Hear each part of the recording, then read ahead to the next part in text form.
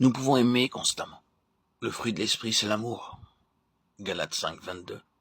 Vous croyez tous qu'un des grands obstacles à la bénédiction, c'est le manque d'amour. Quand le corps est divisé, il ne peut y avoir de force. En Hollande, au temps des grandes guerres religieuses, quand ce pays résista si noblement à l'Espagne, une de ses devises était « l'unité fait la force ».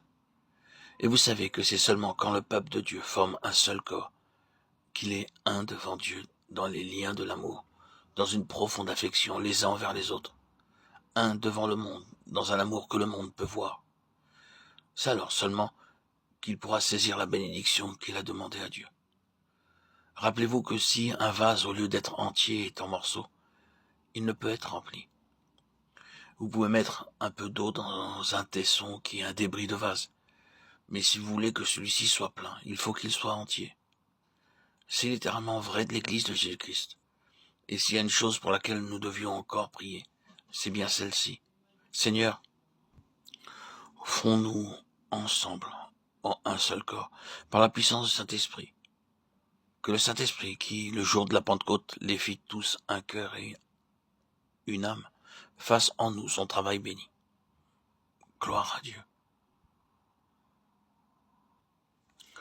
Nous pouvons nous aimer les uns les autres d'un amour divin, car le fruit de l'Esprit, c'est l'amour. Adonnez-vous à l'amour, le Saint-Esprit viendra, recevez l'Esprit, et il vous enseignera à aimer davantage. Et pourquoi le fruit de l'Esprit est-il amour? Parce que Dieu est amour. Et qu'est-ce que cela signifie? C'est la nature même de Dieu de prendre plaisir à se communiquer. Il n'a pas d'égoïsme. Dieu ne garde rien pour lui-même.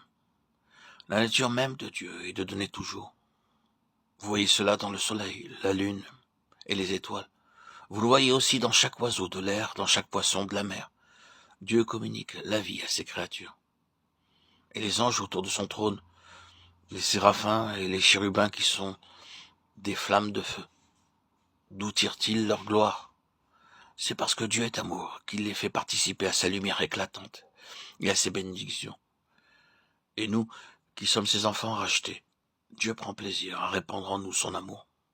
Pourquoi cela? Parce que, comme je vous l'ai dit, Dieu ne garde rien pour lui-même.